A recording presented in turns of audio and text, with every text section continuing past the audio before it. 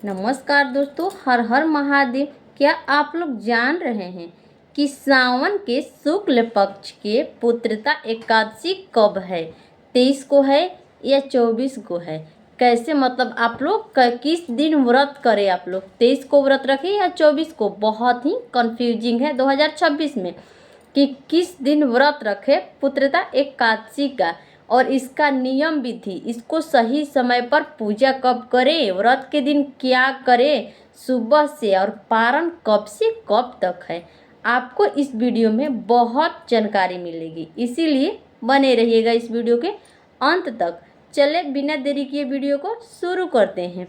स्वागत है आप सभी को मेरे यूट्यूब चैनल में। अगर आप लोगों को यह वीडियो पसंद है तो चैनल को सब्सक्राइब करिए। कमेंट में हर हर महादेव अवश्य लिखिएगा। सबसे पहले और सबसे महत्वपूर्ण सवाल यह है कि किस दिन है, मतलब जो ये पुत्रता एकादशी है, हमें क्या करना है, उससे क्या लाभ होगा, कैसे रखें, पहली बार रखें या कभी रख चुके हैं तो क्या क्या करें, कब पारण करें।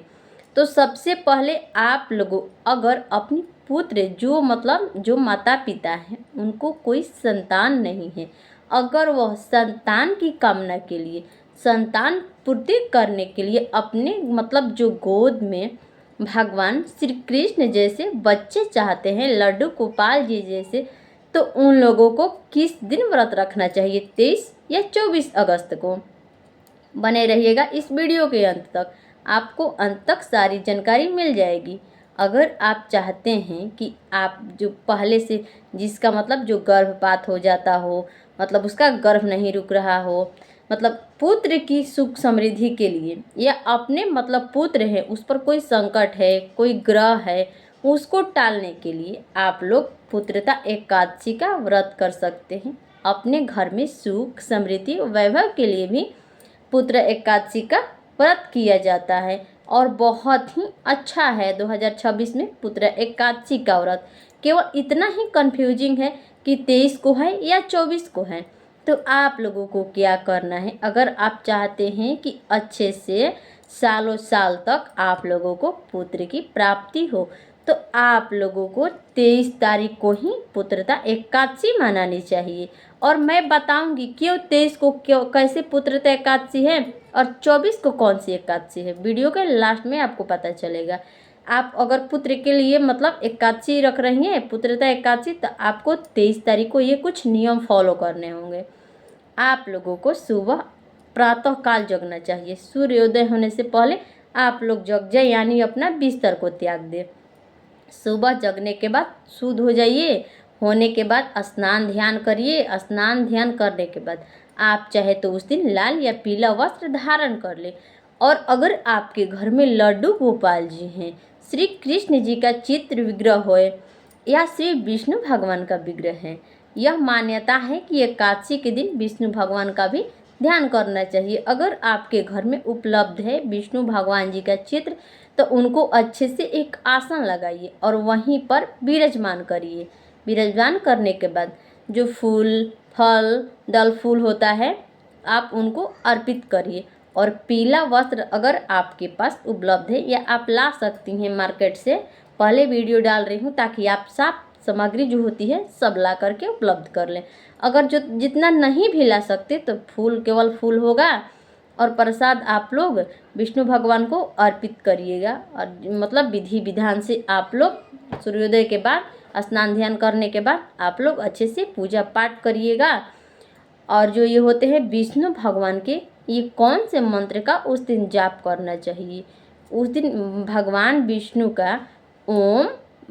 विष्णु का ये मंत्र आपको अगर कोई याद होगा, ओम नमो भगवती वासुदेवाय का मंत्र का भी आप लोग जाप कर सकते हैं। बहुत ही प्रिय है ओम नमो भगवते वासुदेवाय का मंत्र का जाप, भगवान को बहुत ही प्रिय है। इस मंत्र का आप लोग का जाप करना है। आप लोग चाहे तो अपनी क्षमता के अनुसार 21 बार भी और 51 बार भी और 108 बार भी आप लोग अपनी क्षमता के अनुसार जो ये व्रत का आपको पालन करना है। और आप लोगों को उस दिन व्रत कथा अवश्य सुननी चाहिए। आप लोग चाहें तो कथा सुनना चाहते हैं तो मेरे चैनल पर मैं डाल दूंगी, आप लोग देख लीजिएगा, अगर आप किताब पढ़ती हैं या किसी के थ्रू पढ़वा भी सकती हैं तो बहुत अच्छा होगा, शुभ माना जाता है उस दिन व्रत का कथा सुनना। तो आप लोगों को क्या करना है, उस दिन अपनी तबीयत को देखते हुए भगवान कहते हैं कि अपनों का भी ख्याल रखिए, अपने शरीर का भी ध्यान रखिए, तभी ना आप लोग भगवान की मतलब जो व्रत है उनको पूरा करेंगे, व्रत रखेंगी, पूजा पाठ करेंगी, स्वास्थ्य ठीक रहेगा तब ना। तो क्या करना है उस दिन, अगर आप लोग सक्षम है कि निर्जला व्रत कर सकती हैं तो आप लोग करिए। अगर कोई दिक्कत परेशानी में है तो कोई बात नहीं है, आप लोगों पूजा पाठ करके उस दिन आप लोग फलाहार कर सकते हैं, कोई भी फलाहार हो आप लोग करिए। और उस दिन पुत्रा एकादशी के दिन आप लोगों को बहुत अच्छे से किसी के प्रति निंदा चुगली से बचना है, किसी पर क्रोध नहीं करना है, किसी पर भी नहीं, घर वाले या जो कुछ भी है टेंशन वगैरह नहीं लेना है। आप लोगों को उस दिन अच्छे से रहना है। रहने के बाद क्या करना है, अगर आपसे जितना भी बन पड़े, अगर आप चाहते हैं कि पंडित जी को कुछ दान पुण्य करें तो आप कर सकते हैं, या किसी ज़रूरतमंदों की सहायता कर सकते हैं। आप लोग चाहते हैं कि आपके घर में नन्हे मुन्ने मेहमान आए, आपके जो पहले गर्भपात हो चुका है, अगर आप लोग चाहते हैं कि अब मतलब हमारे आंगन में बच्चे की किलकारी गूंजे, तो पुत्र एकादशी का व्रत बहुत ही शुभ माना जाता है, सुख शांति के लिए, और ख़ास करके तो पुत्र की कामना है जिनको, उनके लिए ही बहुत अच्छा है। आप लोग पुत्रता एकादशी की 23 अगस्त को यानी दिन पड़ रहा है रविवार के दिन आप लोग रख सकते हैं। रखने के बाद क्या करना है, अच्छे से रहिएगा। और जो पारण है उसका, पुत्रा एकादशी का जो पारण है, तो पारण तिथि है 1:41 से 4:49 तक। आप इस बीच इस ध्यान रखिएगा, इस बीच आपको पारण करना है। पारण का द्वादशी का बहुत बड़ा महत्व होता है। यह माना जाता है कि आप जितने जो पहले एकादशी का व्रत की हैं और द्वादशी जो होता है उसमें जब आप लोग सही समय पर पारण नहीं करते हैं तो व्रत अधूरी मानी जाती है। सुबह सुबह नहीं, आपको समय से ही जितना शुभ मुहूर्त है उतना शुभ मुहूर्त में ही पारण करना चाहिए। और उस दिन यह भी बताया जाता है कि उस दिन आप लोगों को दिन में नींद नहीं लेनी है, यानी आराम नहीं करना है। आप लोग बैठ करके भगवान का स्मरण करिए, विष्णु भगवान का स्मरण करिए, ओम नमो भगवते वासुदेवाय का जाप करते रहिए, या कोई आप अन्य कार्य करते करते भी भगवान का नाम जप सकते हैं। इसीलिए आप लोगों से रिक्वेस्ट है कि उस दिन में आप लोगों को संयम नहीं करना है, यानी आराम नहीं करना है, नींद नहीं लेना है। अपने आंचल जो होता है उसमें 5 तुलसी के पत्र बांध लीजिएगा, ताकि माँ तुलसी आपकी व्रत की रक्षा करेंगी और उसके पारण का फल आपको मिल जाएगा। तो यहाँ तक तो हो गया। और आइए जानते हैं कि 24 तारीख को मतलब जो पड़ने वाली है एकादशी, वो भी आप लोग कर सकते हैं। सुख समृद्धि मतलब वैष्णव एकादशी कहते हैं, 24 तारीख को हो रही है सोमवार के दिन। आप लोग चाहे तो ये भी कर सकते हैं। ये किस लिए, अपने मतलब घर में सुख समृद्धि के लिए आप लोग कर सकते हैं।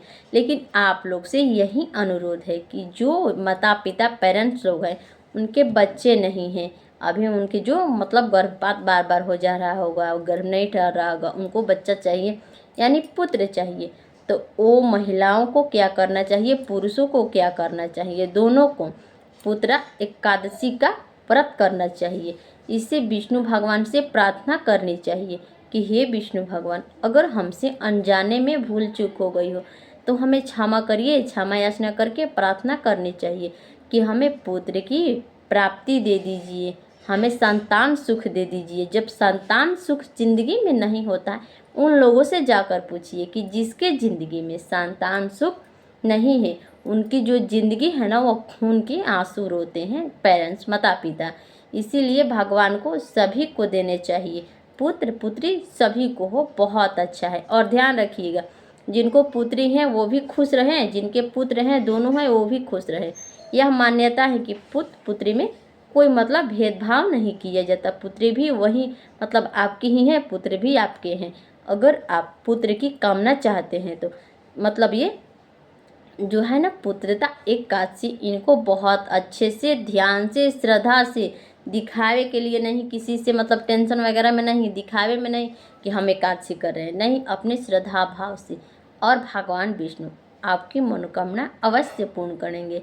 सबकी तो भगवान मनोकामनाएं पूर्ण करते हैं, आपकी भी झोली में दया की मोटरी अवश्य भरेंगे। इसीलिए पुत्रता एकादशी बहुत अच्छे से 23 तारीख को पुत्र प्राप्ति के लिए आप लोग रख सकते हैं और पारण सही समय पर करिएगा। चलिए मिलते हैं ऐसे ही प्रेरणादायक वीडियो में। अगर आपको यह जानकारी अच्छी लगी हो तो चैनल को सब्सक्राइब करिए, शेयर करिए, लाइक कमेंट कर सकते हैं। हर हर महादेव।